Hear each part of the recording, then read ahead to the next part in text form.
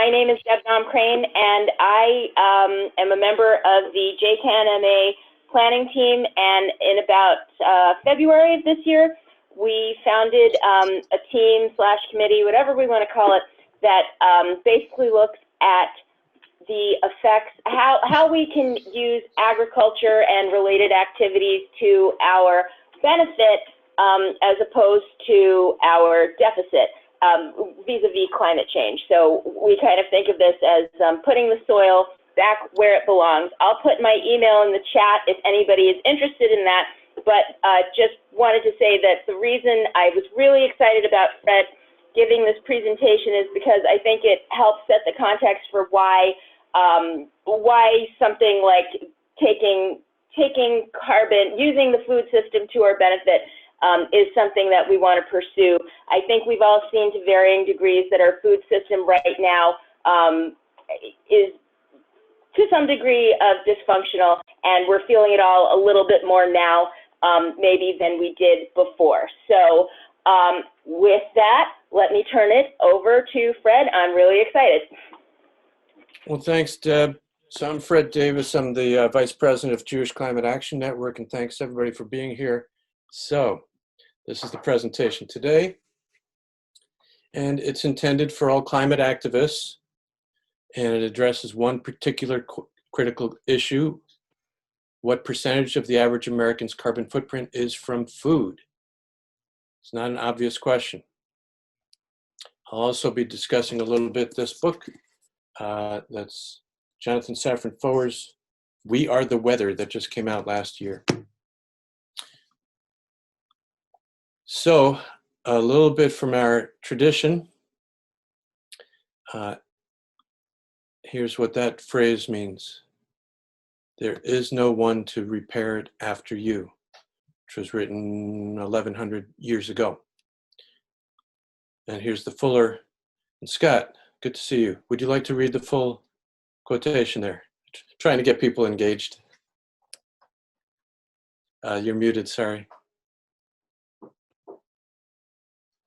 Let's see, do I unmute people? I just did it. Okay, Scott, I'm sorry, go ahead, Scott. See to it that you do not spoil and destroy my world, for if you do, there will be no one else to repair it. Mm-hmm. So, Ode. And does anybody know the modern translation to this? And if you've seen me present it before, hold your thought for a moment. And anybody think of the modern translation?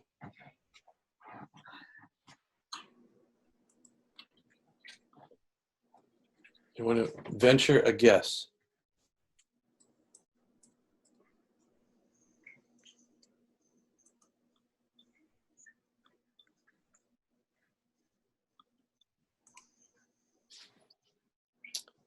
Everybody's muting themselves instead of speaking. Okay. Okay, so here it is. Oh, yeah. All right, and I've got my my I button. had a feeling it would be something I would recognize when I heard it. There you go. There you go. So 11, thousands of years of wisdom go into that phrase right there. So what we just did was, let's say it all together while we're unmuted. Text. Everybody say text, study. Study. Study the text. And we're going to now do tech study.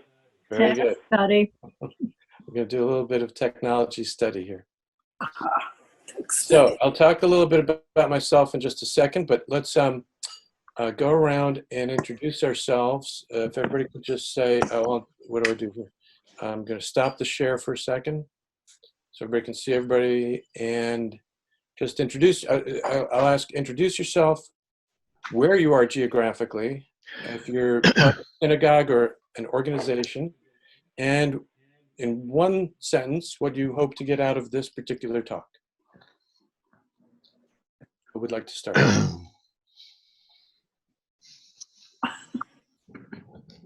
I'll start. Deb Nom Crane, the Jamaica Plain neighborhood of Boston, where of course it's 85 degrees right now, and a small synagogue in Brookline called Temple Sinai of Brookline. And I think I already said what I'm hoping to get out of this. So, yes. I'm Thea Eberall. I'm with JCAN. I'm the secretary. I'm also a member of First Parish UU in Medfield. I live in Massachusetts, and I'm here to help however I can and be supportive of Fred. I'm Myrtle Lewin from Atlanta, Georgia. We've got a little coalition here trying to get synagogues to be working together on environmental things. We've tried this before. We've been in contact with you at JCAN, and I love your webinar, so thank you. Louise Quigley, I'm labeled as Charles, that's my spouse. I'm in Braintree, Massachusetts, and I guess I want to connect with other people, or further connect with other people who are involved in the connection between food and climate. Hello, do you hear me? Yes. Hi, I'm Monica Barrick, and I'm the chair at Roman Move, the green team at Roman Move in New York City. And I'm trying to get some inspiration to get our committee off and running. Right now in New York, they had started to pass a law about composting, and now they're taking that law away, and we're trying to, because of the pandemic, and they say they don't have enough money for it. So I just need to get some inspiration to get this committee energized and see what we can do to make this world a better place. Hi, I'm Judith Glickson. Can everybody hear me? Yep. Yes. Okay, good. And I live in Lexington, Massachusetts. I am a member of JCAN, kind of peripherally. And I am the coordinator of the climate action team at Bethel Temple Center in Belmont, Massachusetts. And this is right on target for what we're doing right now, because we're trying to get together for the fall a set of presentations on food related topics and how they relate to climate change. So thanks for doing this. I'm Howard Bernstein. I'm a member of Temple Bethel in Sudbury. I'm the treasurer of JCAN, and I'm pretending to be the host of this meeting today. Good luck. Anyway, just last night we had our one of our occasional meetings of the Green Team at Bethel, which seems to be finally moving to meet regularly. And on the discussion was the issue of food. We have somebody who's particularly interested in that, and one of the issues was, which there's been discussion since last night, was whether kosher or vegan or vegetarian or meat, whether that belongs, to what extent that should be part of the discussion, or whether we're treading on thin ice there. And I think in some respects we got to be very careful. Vegan is automatically kosher. True, true, but not everybody at Bethel is kosher. Not everybody on this call is kosher. Well, I know that we're not all kosher because I'm not. There's a few people who haven't introduced themselves yet, and some came in late. So just asking, say, if you don't mind, quickly, who you are, where you are, synagogue or other organization if you represent one, and what you hope to get out of this. Hi, I'm Janet Green, and I'm the outreach coordinator for JCAN. I also belong to Havas Shalom in Saugus and Temple B'nai B'rith in Somerville. And this sounded very interesting because I'm always interested in our carbon footprint when it comes to food, and as well as food waste. Thank you. I'm Christine Babson. I'm a friend of Thea's, as well as know Fred well. And I just want some more ideas on how to further our fight in climate action. There can't be anything more important that we're doing. Right. Hi, this is Scott Lewis calling from Pembroke Pines, Florida. I'm with Temple Solel here. We've kind of gotten into this food issue in about the last year, putting on a vegetarian food festival. So I'm glad to be here, learn more things about this connection with food and climate. Thanks. And should I do it, Barbara Feldmar? Am I on? Yes. Okay. Yes.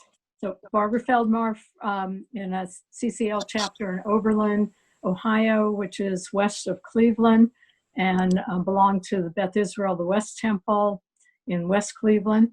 Yeah, I would just like to learn a lot more. There's been a local meeting that's met once monthly. It's not a JCAN or a Jewish meeting, just a community meeting. It's called Meatless Mondays. So I've learned a lot from that about being more kind of vegetarian, and I have decided to give up eating meat, but just, you know, wanting to learn a lot more on what we can do to support the climate. Okay.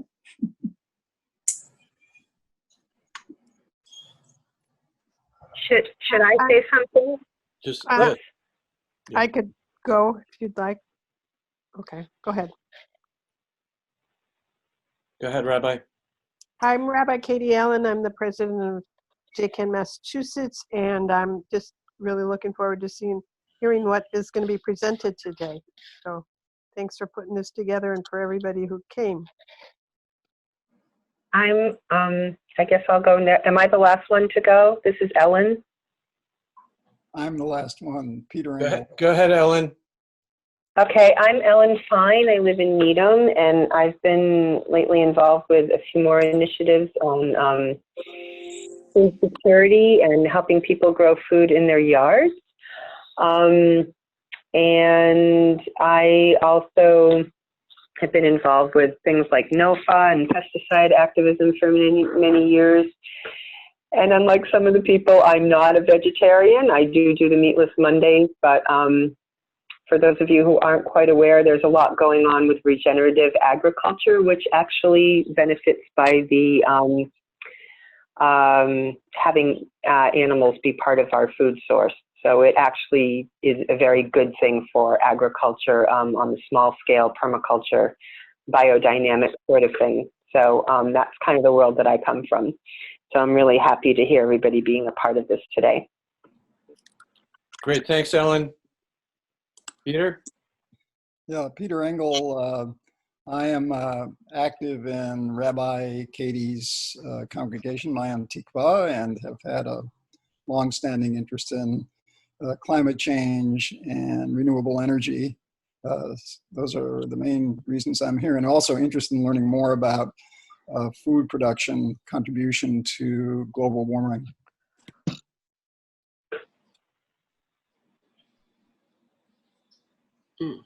And did we hear from Judith Carlin? Did Judith Carlin just drop off?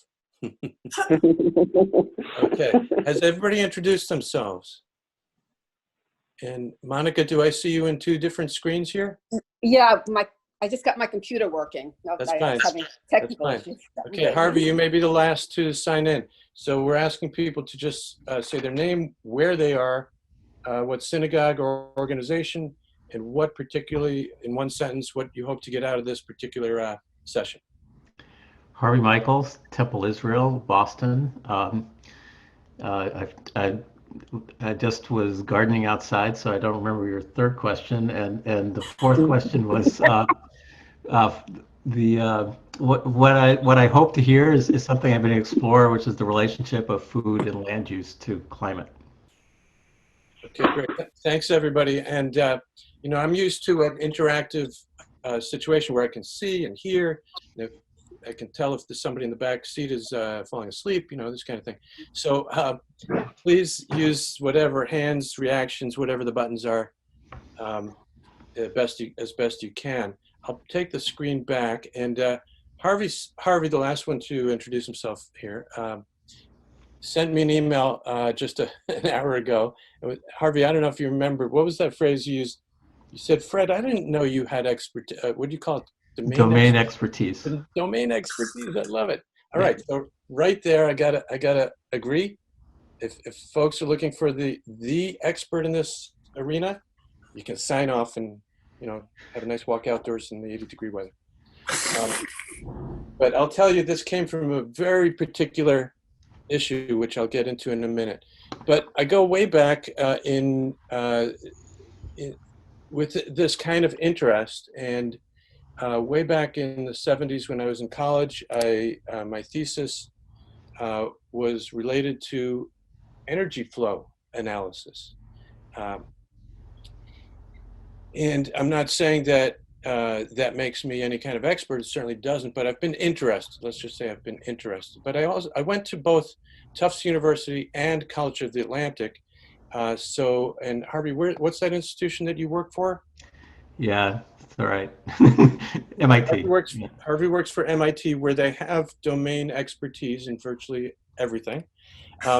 So Tufts was something like that. I actually took a course or two at MIT back in the day, but I also took a course, took a year at this College of the Atlantic, which people may have heard of, a very tiny school in Bar Harbor, Maine, whose whole purpose was human ecology, and still is human ecology. And there, they had a totally different perspective on academics, that you may need to know a lot about something. That does not mean you have to be the world's expert, but you should feel empowered to first learn and then go forth with that knowledge. So it's sort of I was lucky way back when to get both perspectives. I studied the writings of Howard Odum, O-D-U-M, who was a leader in this way before I was in school, and he developed this whole concept of energy flow analysis. I'm not going to apply energy flow analysis per se, but as I said, the interest is there. So we did the introductions. So where this talk comes from is a very, very particular and selfish perspective as a climate activist, and I want people to just nod as we go if you've experienced this, what I consider a problem. And it goes something like this. We have any kind of presentation where we're dealing with technology of how to reduce carbon impact.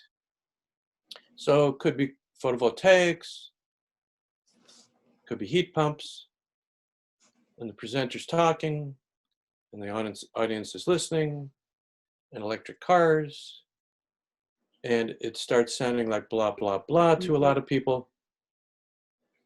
Just nod if you get what I'm saying so far. Okay, thank you for that. That's helpful.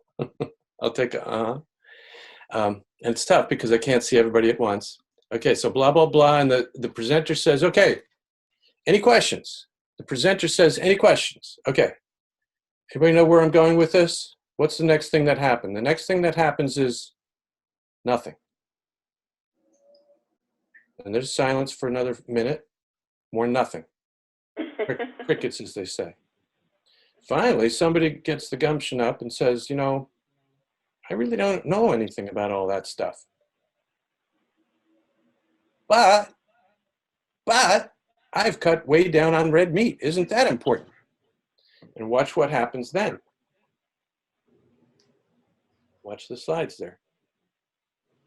The original presentation starts fading into the background as what happens. Somebody can jump in here, unmute yourself, and say what happens at that moment. Someone else says, I've done that too. Good. Why? Somebody else. Why? Because they understand food. Right. Why? And then somebody else will have to push back and say, it depends on how you grow that red meat and the regenerative process that you're using once you get all that wonderful manure and put it back into your farm. I love you, Ellen. I love you, Ellen, but you just proved my point. Ellen, right? And so off to the races is what we are here. And the original presentation, wait, what was the original presentation? Oh, who knows? Okay. So why? And I'm pressing why? Because everybody knows about food, right? Because you like to eat. There may have been some people in the audience who had some confidence or we're interested, we're able to hear about heat pumps and electric cars, but everybody has confidence about food because what do you know? Everyone eats. All right. So this, from my very selfish perspective as an organizer, Jewish Climate Action Network organizer of events where I want people to talk about radical large changes to their carbon footprint, this is a problem. Not that there's a discussion about food, but that it can sabotage the original presentation. Now, how do we get out of that? And by the way, there's nothing bad about a discussion about food or any of the other elements related to food. It's all good. It's all good. But how do we get out of the cycle of presuming that it's okay to shift the attention away from that other stuff? So I decided, again, putting an academic spin on it, what if we defined a very narrow question, and this is that question, and this is this discussion? So carbon footprint analysis is what we're going to be talking about. And we do, JCAN promotes this idea of benchmarking. That's our synagogue level carbon footprint analysis. We're doing a webinar just on that next week. So please, if you're interested in calculating carbon footprint for your synagogue, as you should, please take that. So this benchmarking campaign has been going on for 6 years now. These were the very first 3 synagogues. There are representatives here from 2 out of those 3. And we now have 99 synagogues participating in that, which is terrific. Okay, so but back to household carbon calculation. Household carbon calculation. There are 2 good studies that I've come across. There may be another 1 or 2 out there, but these 2 are the ones I'm going to focus on. The latest one was last year. This one, and I'll talk about that first. They looked at the field, and this is their summary. The calculators vary greatly. The simplest ones only deal with energy, meaning not food, but the more detailed calculators consider lifestyle and consumption, including food. They found 31 after intensively searching online. 31. And then they rated them. They said, as I said, they all collected at least some information on home energy. Air transportation was commonly recorded, 27 out of 31. But food and wastewater and water and wastewater weren't always included. Under half of them had included food. Now, by the way, I'm not going to talk about it, but the EPA calculator I still like. It's very, very good if you don't mind excluding food. It's very, very useful because you can make an assignment, and we've done this whole synagogue programs.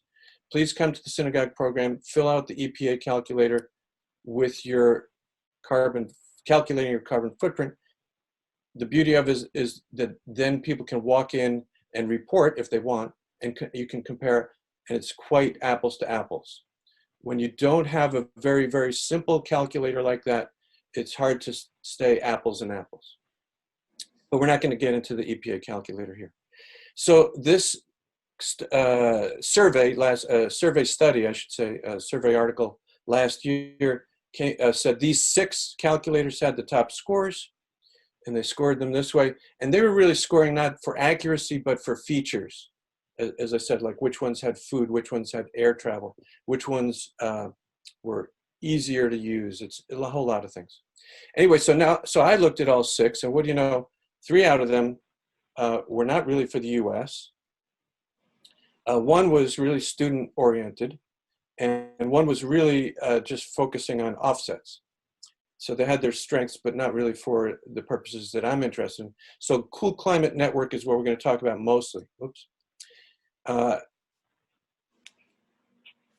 Yeah, and also another factor that was good was that they would pair the results with actionable advice for lowering emissions. They also did a survey of 216 people, and the results were that a majority had used a carbon footprint calculator before. That's interesting. How many people in your synagogue would say they've used a carbon footprint calculator. Maybe it's higher than you expect. And by the way, the writers said, however, only 8.9% could recall the measure that they had produced before. And I would look at it the other way. I'm amazed that anybody remembers such a measure. By the way, I don't mean to put you on the spot, but does anybody here know their carbon footprint today? Right? I'm seeing heads say no. Right, okay. Okay. I was trying to see more than 6 people at a time. How do I do that here? Oh, here we go. Okay. There's the other 6. Anybody know their carbon footprint off the top of their head? Shake heads. Yes, no? Nobody knows. Okay.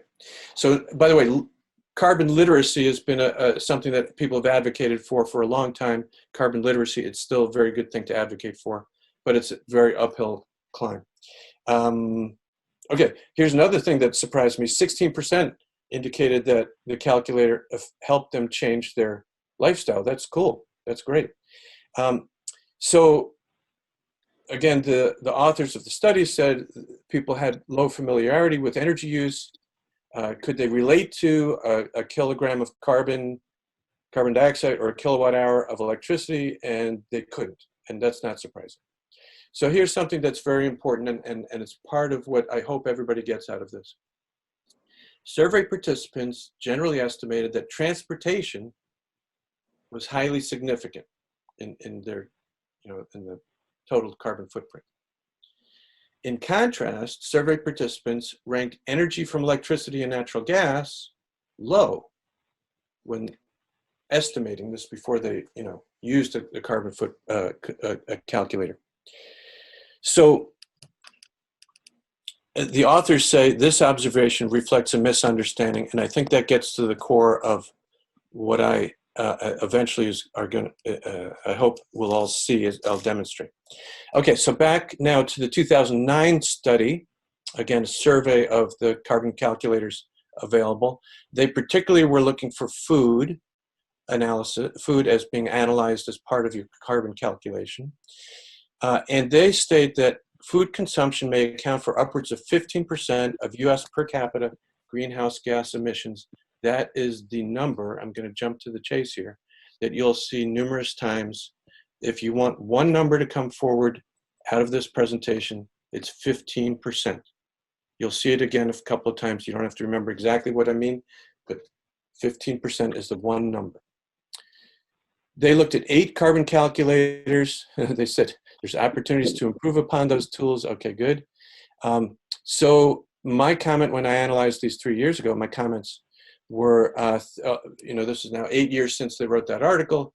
2 of them were gone. One was, again, not for American consumption. One is oversimple.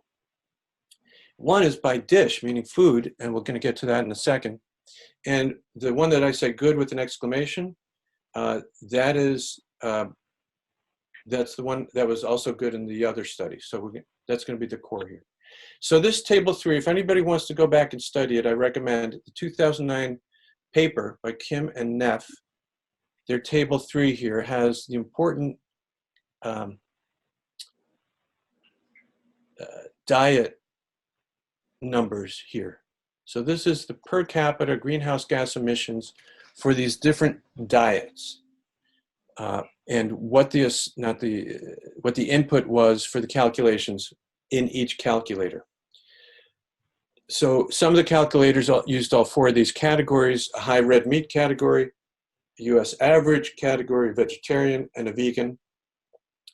And then the authors compared those numbers with this study by Weber and Matthews, which they seem to point to as quite authoritative, at least for the US average diet.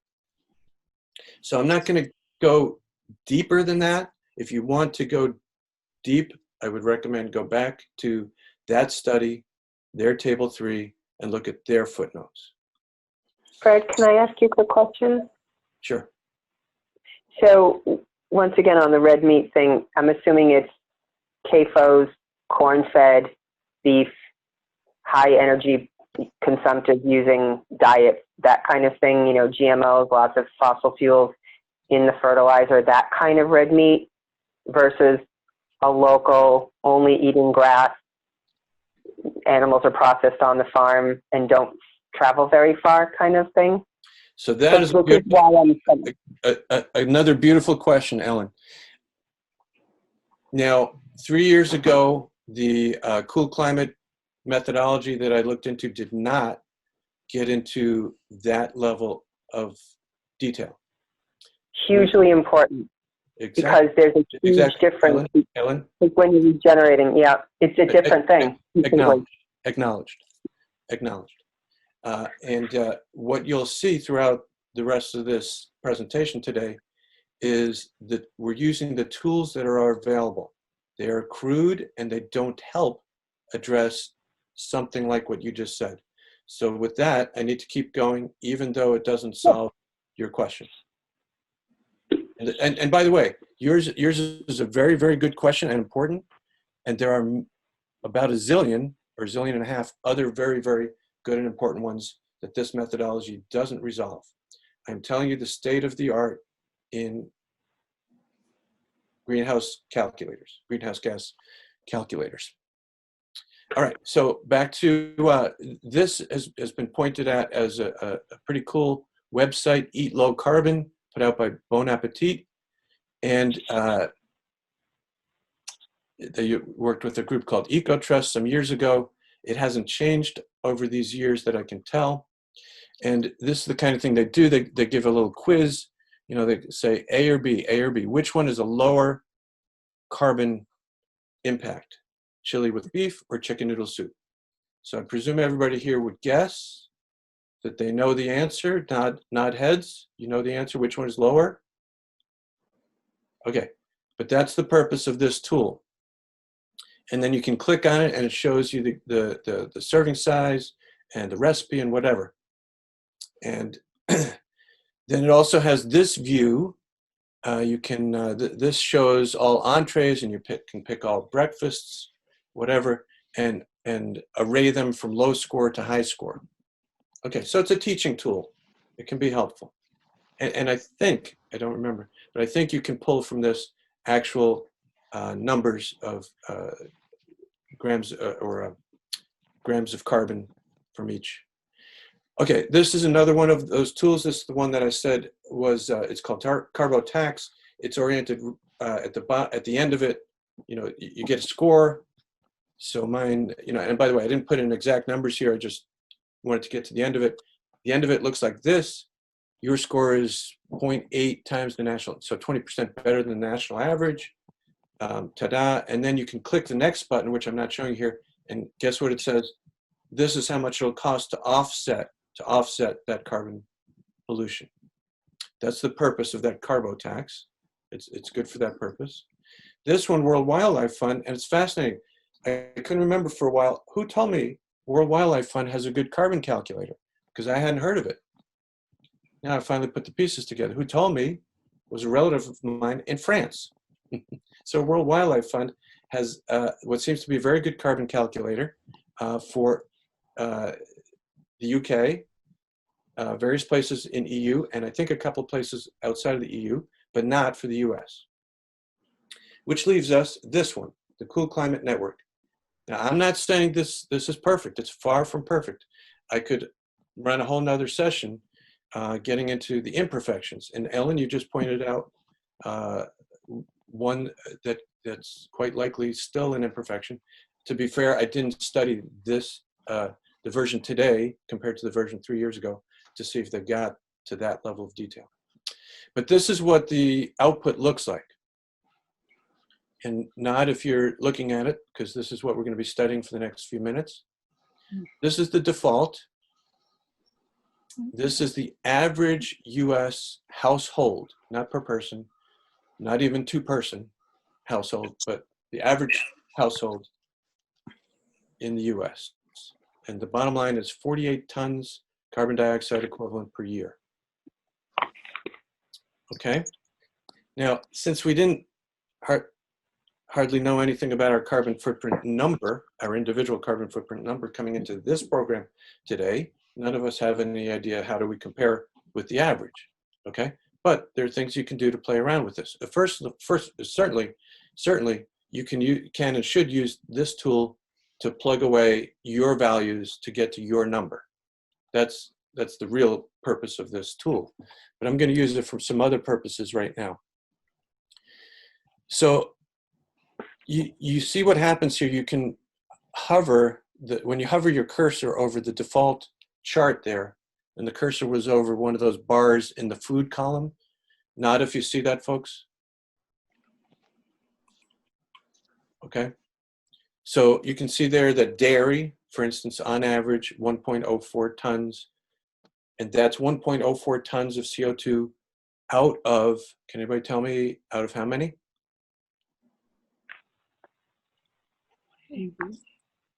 What's that? 7.5. Well, very close. Yeah, out of 7.5 of that would be the total of the food column, right? Right. But of the total? 48. 48, right. Good. Just want to make sure everybody's got that. So we can add up, as it looks like Deb did very quickly in her head, or but just by where it looks like on the left. So it comes to exactly 7. The total contribution of food, and 7 out of 49 is 14.6, almost 15%. Remember I said 15% is the one number I would suggest you walk away with? This is why. This is why. So we could say, yeah, but, and what abouts, and did they include, and all good questions, but if they did the homework correctly, this is the average American diet as a percentage of the average American carbon footprint, 15%.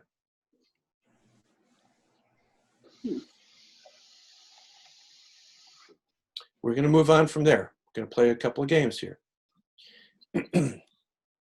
So you can dig in and go to the just the food category, and these are the defaults, and they've got simple and advanced. I'm just dealing with the simple. So it says on average there's 2.5 or whatever daily servings per person of meat, fish, and eggs, etc. Grains and baked dairy, fish. Okay, so that's the default. Then you can play with it. So I said, well, what if we cut out more than half of the meat, fish, and eggs?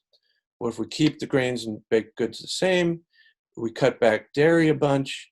We increase fruit and vegetables a bunch. We eliminate snacks and drinks.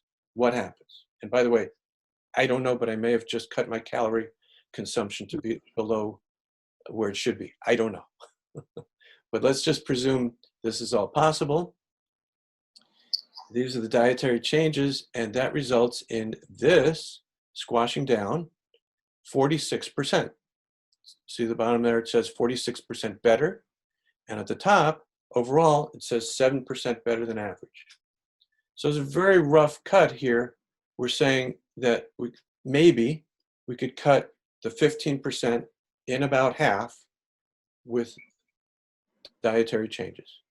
Probably could do better than that, but that's at least a very rough first stab at it. I'm going to move on from there unless there's questions. Any questions? Scott? Fred, I've got a question for you, and I suppose there's a number of assumptions built in here. One of my questions about this particular one is sometimes there's multiple things going on. For example, does this include my traveling to the grocery store to buy the food? Does it include my time going out to restaurants, travel? Does it, those kinds of things may or may not be part of this, which I find, that part of the confusing part, I think, that I thought, you initially were raising here. Right. So some of those are dealt with and some not. They tried to use, as I remember their methodology, they tried to incorporate all fuel, transportation, et cetera, about food. Now, whether going out to eat, your transportation there would be included here or another part, which I'll show you, I don't know. Actually, I do know. If it's your transportation to anywhere, it's going to be dealt with in just a second. So It's a good question. But there's, as I said before, many details here that we could get into. We could do a whole nother session just on those. So just looking at electricity for a second. So here's their default on electricity. Again, this is national. A little over 1,000 kilowatt hours in a year, $1,000 in a year, I'm sorry.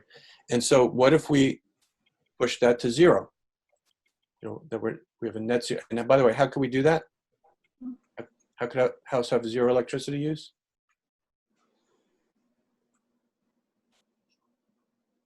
Guesses? Passive solar? Photovoltaic electric. Yes, solar electric. What is one way, and the other way, by the way, is below there. It says if you go 100% purchase from a clean energy program, that does the same thing in this calculator. So either which way, if your electricity goes to zero, this is the result. Your home column there is 44% better. Your overall is 11%. So you've made an 11% decrease by cutting out electricity. By the way, I go to whole conferences. But since 1970s, my whole career has been in energy efficiency. I go to whole conferences where many practitioners say, yeah, that's the easy part. Cutting your electricity to net zero. That's the easy part. Okay. So, but moving on, in this case to sort of what Scott, in a way, what Scott was asking, how do you get around? And there's more to this category. I'm just dealing with automobiles here. So there's the default. 2 cars, each driving whatever it says, 12,000, 13,000 miles a year at 22 miles per gallon. If that's the American average. Okay. So what if you change that to you drive electric for the same amount of miles, and you do have a second car with 48 miles per gallon that drives half, or not half, what is it? Oh, I didn't drop the miles. Okay. Same mileage, I guess. Okay. So what happens there is your travel column is 68% better, and overall 23% better, 23% improvement. Now, big problem there is I just blithely said that we're driving electric, but I didn't change the electricity consumption. So that, of course, is not quite a fair comparison. But hopefully you get the point of how you can play with this tool to come up with your own answers and the what ifs that can be very powerful. So again, this is the bottom line. This is the default 48 tons carbon dioxide per year per household, and bottom line for food seems to be 15%. We're going to move on from there. Any quick questions before I do? So this is Peter. I wonder about the big picture. For example, if you buy energy from a renewable energy company, but there's no good storage system for renewable energy now. So if you actually looked at the number of, say, coal-fired, hydro activated, and gas-fired plants, for every kilowatt hour you get out of your solar panels, does that really reduce carbon emissions by an equivalent of a kilowatt hour's worth of natural gas? Okay, Peter, you're asking a great question. I'm glad you brought it up because I should have mentioned it. So I'm going to get to it, and if I don't, catch me again. But I just want to. I'm just looking at the notes. We've got Georgia, New York City, Ohio, Florida, and Massachusetts here.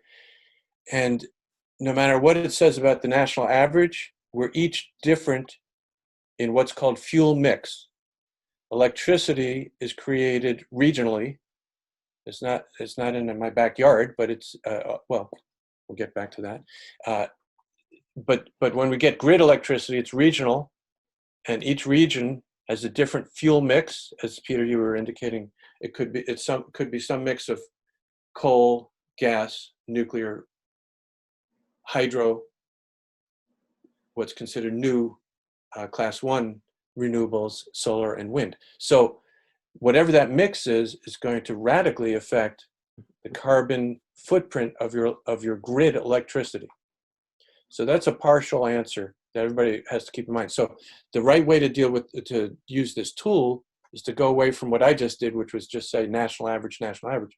The right way to use the tool is to go back to the beginning and put in your zip code, which immediately gives you your regional fuel mix and therefore the correct carbon footprint. Now, we in this region, the Massachusetts region, are below 50% carbon, or fossil fuel, I should say, fossil fuel. We're generally running below 50% fossil fuel. It's a big mix. It's a mix of a big amount of nuclear and a goodly and growing chunk of renewables. Not growing fast enough, but anyway. So we're tending to lead here in Massachusetts, in the Northeast, which is great, and other segments of the country, areas of the country, need to catch up. But you're right, Peter. What Peter, I think, if I understand what you were saying, that as a grid continues to green, gets more and more towards 100% renewables, then the carbon impact of reducing our electricity use becomes zero. Okay, so it's a little counterintuitive, especially from the way we've been thinking about it. The dollar impact could still be substantial, but the carbon impact will reduce. Now, we're far from that. We need to build capacity way faster than anybody is doing. So if you have the ability to go photovoltaics, absolutely, it's again, back into Massachusetts, highly, highly cost effective. We should call it profitable, and we need it. So that's a long answer, and there's more to talk about there. If you want to look at back, we're going to end with this last slide. If you summed up all these different things you could do using that same tool, at least a couple of years ago, this is the way they summed it up. All these different things come down to a 39% reduction. So that leaves 61%. Who wants to venture a guess? What's the major part of your 61% of what's left of your carbon footprint if you've done these things? Transportation. Nope. Good guess. Oh, heating. Heating. Food is not the major part. The 15% was the most of, we were saying on average, food contributed. All right, so that's that. And I want to leave a couple minutes for further questions, but I want to mention this book, We Are the Weather. Anybody read it? Besides, and by the way, I did not get to the very end. Anybody else read it? Just say so. Oh, Scott did, and Rabbi did. Okay. And now there's a lot in it. Here's the table of contents. I just want to point out a couple of things. It is heart-wrenching. It is amazing. He is, I don't know about the first, but he goes to make the connections with the Holocaust, which are very, very, very painful for him and anybody reading his accounts of what happened to his family. And then he goes from there into grief and regret and what ifs. So I think, Deb, if you're still listening, I would recommend that if we didn't already do this, I'd love to be in on a discussion just about the all that stuff, which is a lot. I will point out on page 227, the special appendix, 14.5%/51%, a good, 10-page analysis of the two landmark studies saying the contribution of food was worldwide was 14.5%. Then a few years later, another study that said, no way, it's 51%. Those were worldwide, and that's where we get into a big, big problem. We often hear numbers about food that are referring to worldwide. They're not referring to U.S. only. And I'll point out why that's a big difference. So the core of my problem with the book are on these 2 pages, which are right in the middle. He doesn't do a lot with numbers. The whole book is pretty much devoid of numbers, except for these 2 pages. And even these 2 pages are pretty sparse. So this, on the left side, it's whatever page 99, and the right side is 100. Left side goes through this.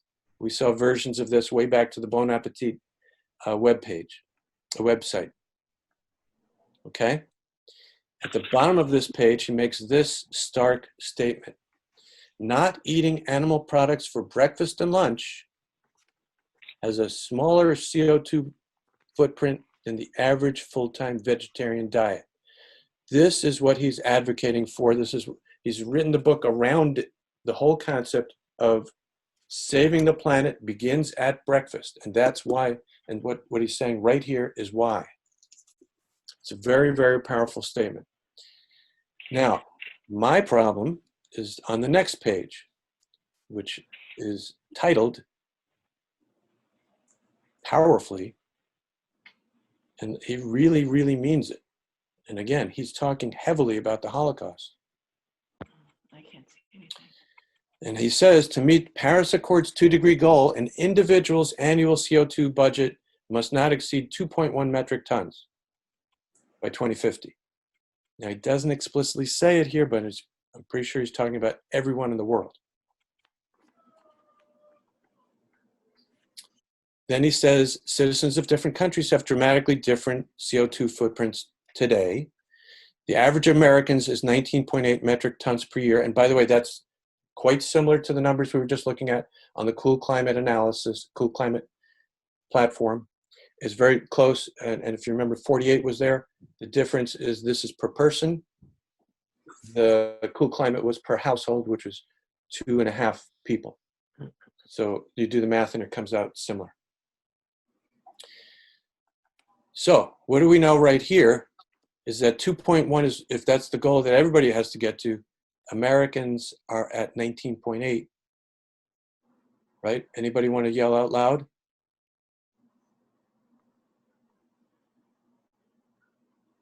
That would be a good time to yell out loud, actually. This is scary. Right. Oi Gewalt, at least. Or some words that we shouldn't be saying out loud in public.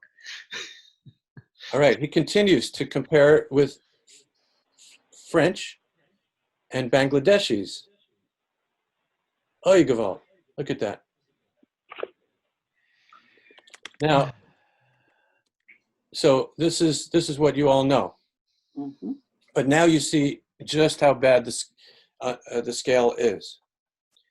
And that scale, as we've shown, is not because of food. Americans do not eat 10 times more in carbon, or produce 10 times more carbon than we need to because of food. We may be overweight, obese. We're not on average 10 times. Okay. So bottom line here, again, back to his breakfast and lunch thing. Says not eating animal products for breakfast and lunch would save 1.3 metric tons. Let's do the math. And he doesn't, by the way, do the following math. 1.3 is what he just said we'll save, but with those changes in our diet. And he just said, a couple lines above, 19.8 is our overall carbon footprint. That is 6.6%. which is roughly the same as the 7% we said before, which would be cutting out half of our carbon footprint for food. This math right here, the 6.6, unfortunately, he never mentions it. And I have a big problem with his thesis as a result. Because it will lead many, many, many, many of our climate activists to conclude that all Americans have to do is change their diet and we'll be good. The implication, and by the way, he makes some explicit things to say, which are not wrong about these dietary changes, but he never gets back to putting it in this big picture perspective. And so this is part of why, so I think this is, I think this is really important because one of the things that I've been saying, that the team has been saying, is that it's really important that we deal with agriculture, and we can make some big wins, even, not just in this country, but potentially around the world. But it's a tool in our toolbox. It is not the silver bullet. And I think Fred and Harvey could speak to like what actually a silver bullet looks like, if that looks like anything. But I think that dietary changes, not just dietary changes, but consumption changes, as in like buying behaviors, and also production changes, those are the things that's really important to look at. But people shouldn't feel like, in my opinion, that they all need to go vegan in order to, like, be a good climate activist. That is all I'll say for now. Fred, back to you. Well, thanks, Deb. And in a way, you might be summing up. We did get to the end of the slides, and I'll take the slides off unless there's, to open it to more discussion, unless there's questions about anything on the slides. Ted, Peter Engel, I have just would like you to address the question of farmed protein versus sustainable sources of protein, such as hunting, the deer population, or the buffalo population of the native peoples in this country, where both the people and the buffalo were sustained. Fishing, where is there any real carbon footprint related to going out and catching fish and eating it? Those fish that would be eaten by a larger fish would otherwise be eaten by a larger fish rather than us. But isn't there, one of the problems is that agriculture in the current mode requires additional resources. So it's not, in order to keep it going, it's not really sustainable. You've got to generate more CO2 doing it than you would by, say, eating the meat of wild animals that you caught during a hunt. Peter, great question. And I'll just mention that in doing the research for this talk, I came across, I tried to do the, what do you call it, literature search. And there are surprisingly few survey studies like the two that I used that I wanted to find. I expected a lot more. There were surprisingly few, but there's quite a number that get into any number of details. So, each of which has its own purposes. So country specific or resource specific, or in your case, I don't know if anybody did a study on that question of hunting in modern day America. It's great questions. I'd love to know the answers.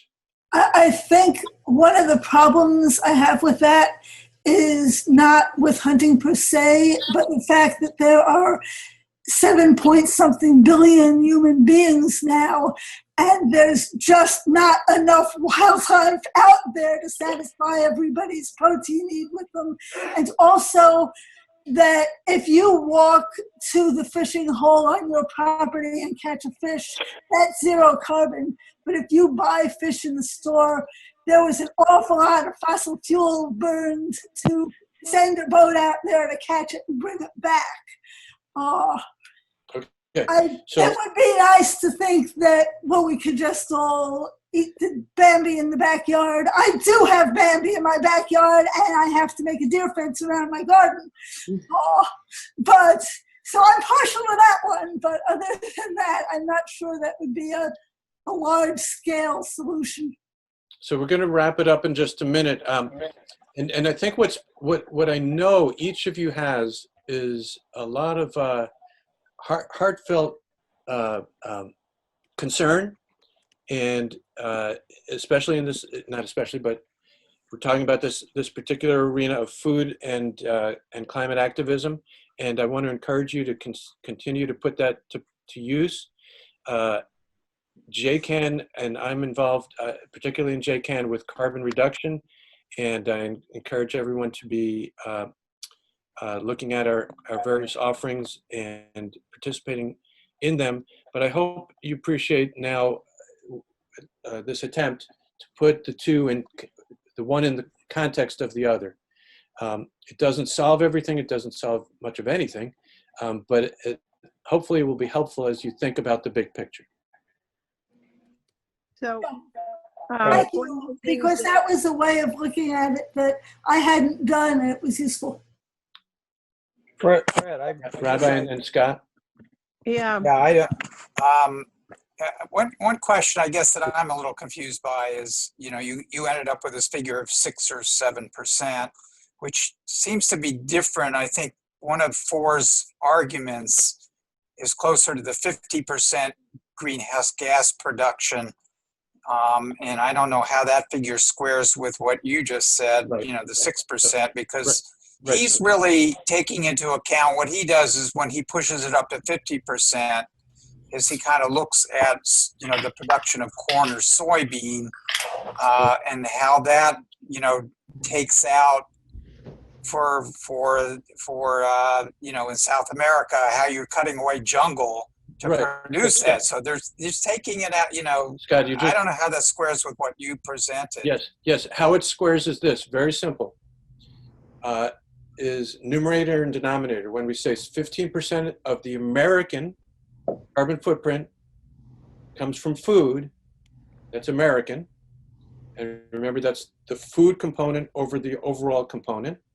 The overall component in America is huge. What do we say? It's 10 times the smallest. It's huge. So that's why. It's not because our numerator is so big here. It's because, it's not that our numerator is so big. Our denominator, our overall carbon footprint from all sources is huge. What Foer and many others are talking about often is worldwide.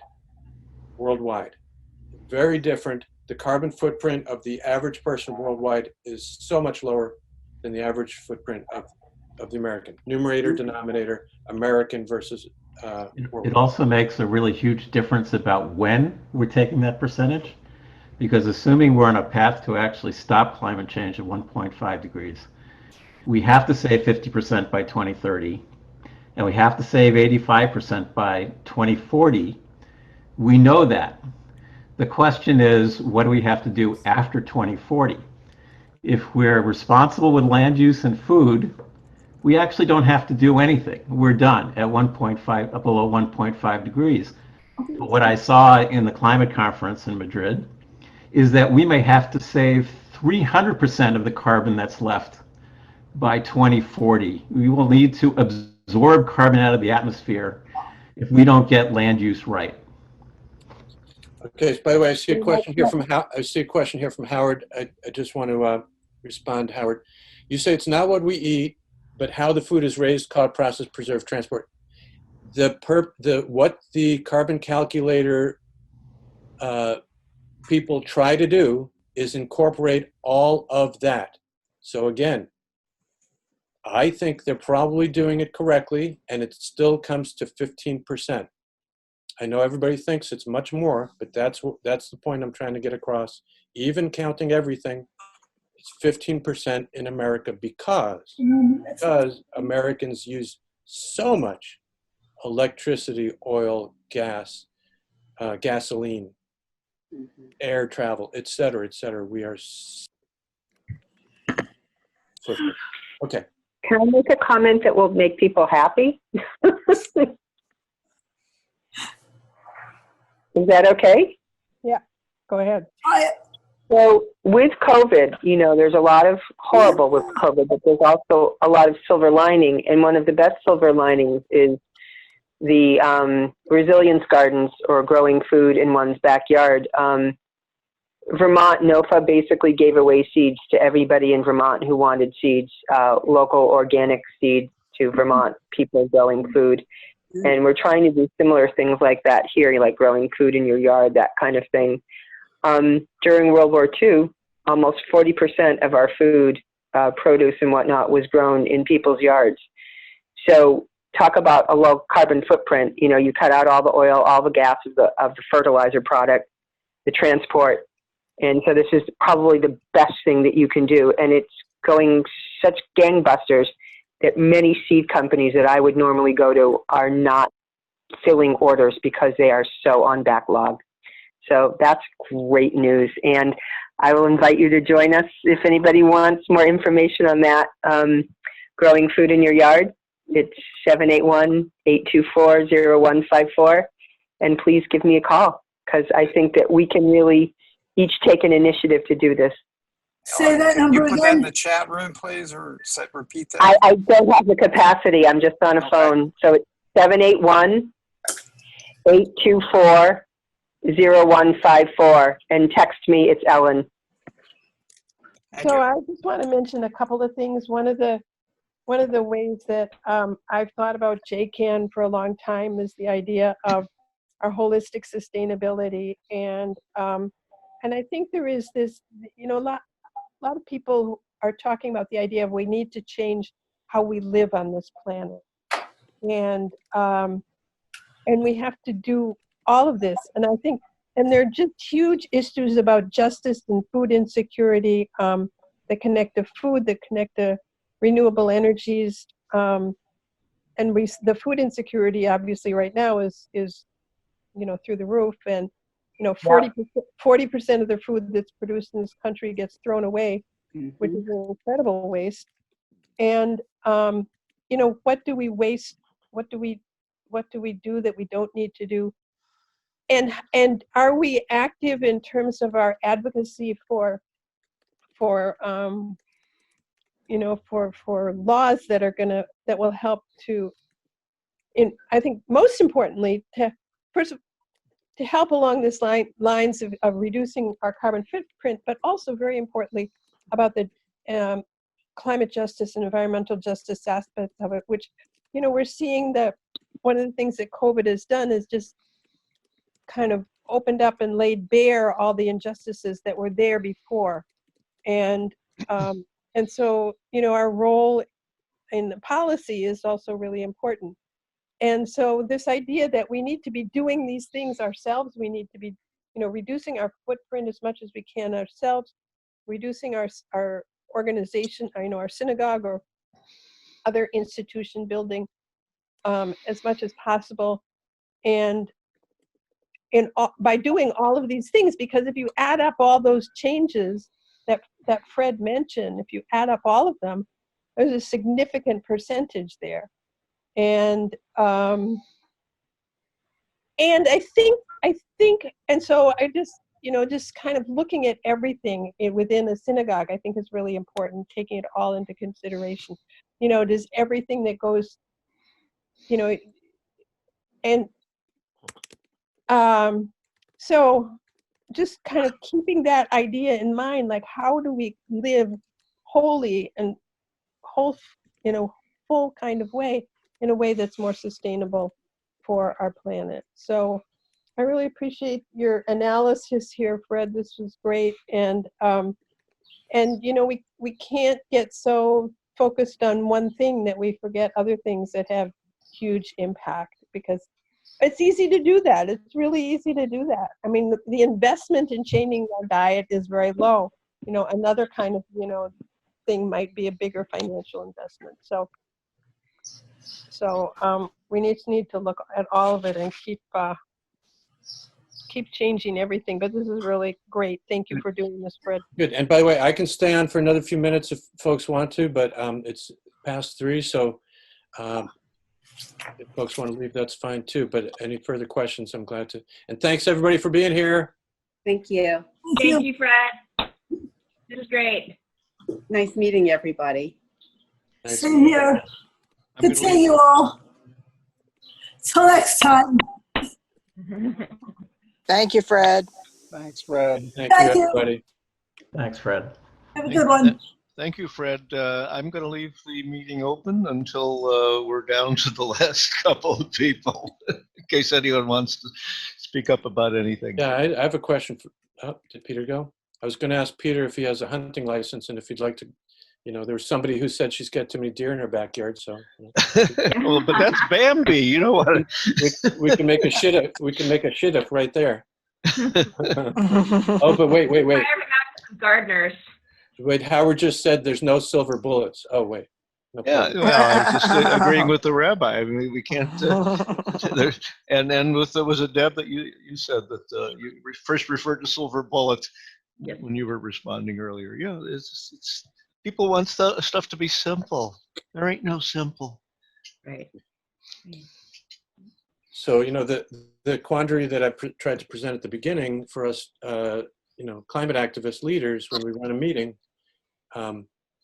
I don't know if giving this kind of talk can keep a keep a program on track to remind everybody that's 15%. So let's not devote more than 15% of our time, perhaps, to that issue. I mean, that's one way to look at it, but it's not appropriate because some people will want to deal with that issue and not deal with others, and that's fine too. But I think overall, 85% of our efforts should be devoted to the non-food stuff. Sure, but for some individuals, some of the big stuff is just beyond their personal understanding or their motivation or all sorts of things. So you know, different strokes for different folks, as it were. But but as an organization, we can look at the whole picture and choose how we try to you know, what we try to prioritize. And, you know. Howard, when you say that, it reminds me that what we try to say about green teams is it needs a mix of different types of people, and you know, nobody wants to be pigeonholed. But if there's a techie, nerdy kind of person, and then there's a very social person who doesn't want to deal with numbers, you know, they both are needed on a green team. Sure, can't get stuff done without both. Yeah, and just thinking about when we were when three of us at least here were much younger, and there was a Vietnam War going on. Not all of us were prepared to put our lives out on the street and get hurt, but those who did were helping. We're helping bring the war. You know, we're part of helping to bring the war to an end, even if some people thought they were you know, terrorists and lunatics or whatever. And but maybe the bodies coming home after the draft really going is what was the biggest factor. I'm trying to read your facial expressions there, Deb, and considering what Howard's on. No, I'm just trying to come up with like an analogy to now, like with the body coming home, and I don't know if I'm failing or not.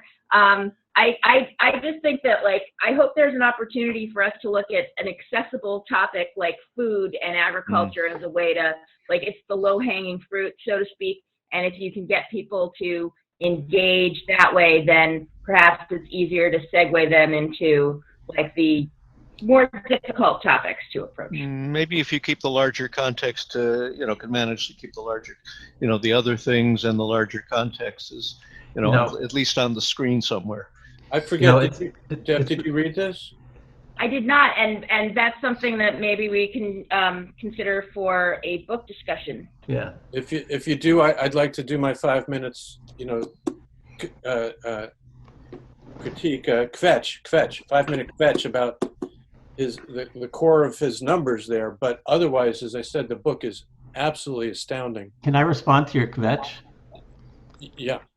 So I just got the perspective, you know, when I was at the climate meeting, and everything I've seen is that this is the biggest thing going the wrong way in the world. You know, basically a combination of what we're doing with food, which is related to rainforest clearing, which is related to you know, the land use situation. And you know, when you're putting out the numbers, you know, the thing that is the big unknown, it isn't 2.1, or they don't know that. The biggest thing that they don't know is when do we actually get to a point where there's climate neutrality? And as long as things keep going the wrong way on food and land use, then we're not even close at what we are targeting at carbon neutrality, like in Massachusetts of 85%. We're not even close unless we turn this around.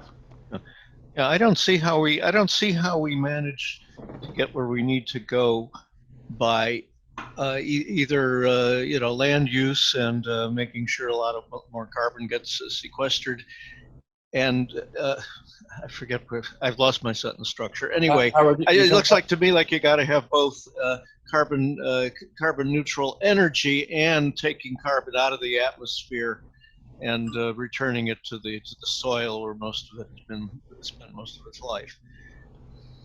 Well, that What I was- I'm sorry.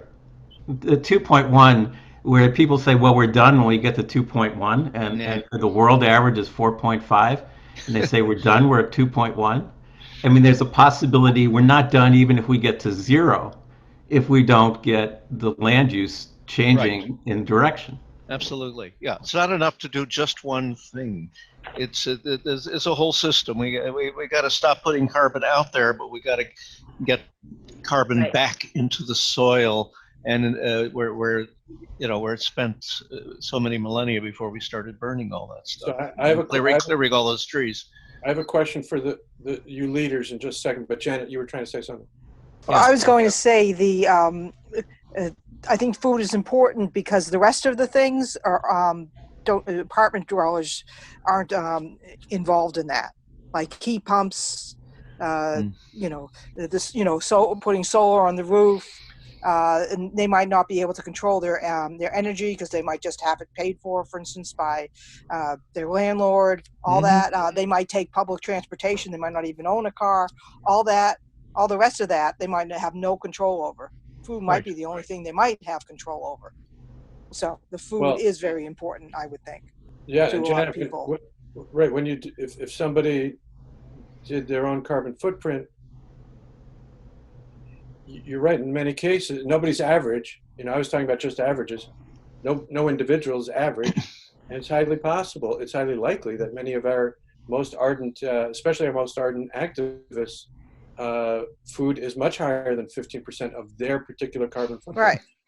But another thing I'd say about renters and whether you're paying the utilities directly or indirectly, if somebody else owns the building, somebody has to bug that landlord, has to push, nudge, pay, bribe, whatever, eventually to make that change. If tenants are part of that movement, I wouldn't presume to know, but somebody has to do that. So here's a question for the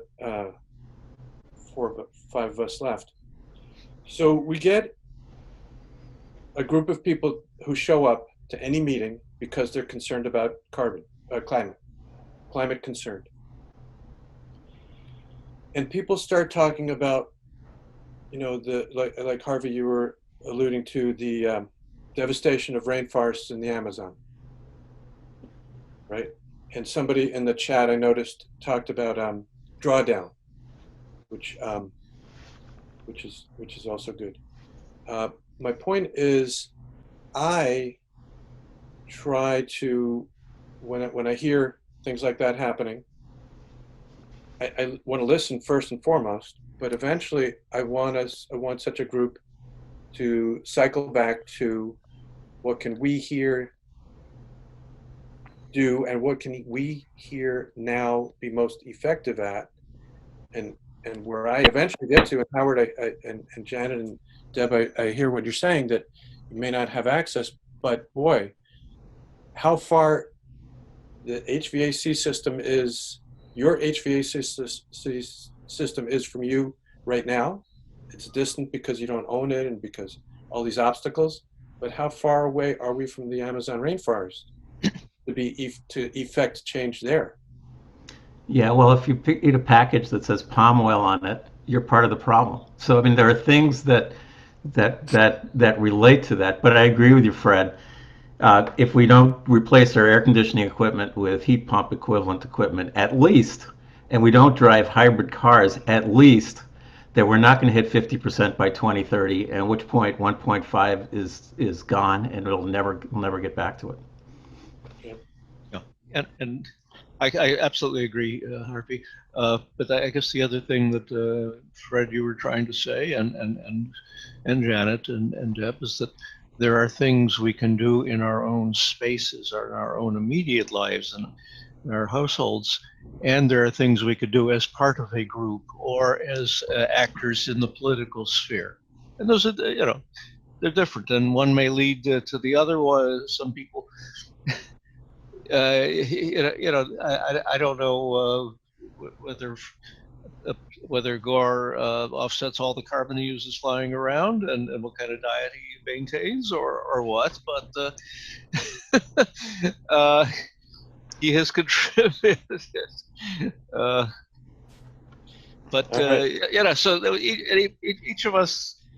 each of us knows what, has things we could do ourselves and do as a part of a group or in this public space. And there's your own landlord, or you can become more political. And if you're scared of your landlord, you can become political and address everybody else's landlord. Well, I mean, I think from a programmatic point of view, I'm thinking of the conference, like maybe the answer is that the food people, so to speak, they talk first, and then they end the presentation with, oh, by the way, this is like the lowest hanging fruit, and it only gets us 15% to maybe, I don't know, 25% if we're somewhere else in the world. You need to go talk to like the transportation people and the energy people right now if you really want to like make a more significant difference. Yeah, that's good. I like that. But then the technical people at the end have got to point out that, well, we can stop putting all this carbon into the atmosphere by changing all our technologies and our fuels. But if we don't get back to pulling stuff back into the ground through good agricultural and grazing and forestry practices, it's not going to work. We all got to be. It's all part of it. So maybe someone like Harvey is the keynote who says, hey, look at my tool. Here's everything, and I can reduce food to zero, or I can reduce technology to zero, or whatever, and we still have a big problem. I have to draw all of them down that much more dramatically, and then we've got a fighting chance. Yeah, I use this thing in a couple of talks I've given lately where I say, well, let's say you've decided that you're worrying about your hot water use in your house for a variety of reasons, and you're thinking about changing your washer to a front loader, and you're thinking of changing your shower heads. Oh yeah, and by the way, your hot water heater is leaking in the basement, right? That's the 50% by 2030. I mean, that's the emergency. We have to do the cars and at least replace our air conditioners with heat pumps and use them above freezing, at least, or the game's over. So let's make sure we do that. But at the same time, we're never going to get done if, on average, the land doesn't absorb anything. At this point, on average, the land is a net emitter because of the way that rainforests and other lands are being destroyed. Right. Sorry, I interrupted Fred. Fred, get yourself unmuted. Yeah, sorry. Yeah, sorry, Harvey. When you say the land in that sentence, what land are you referring to?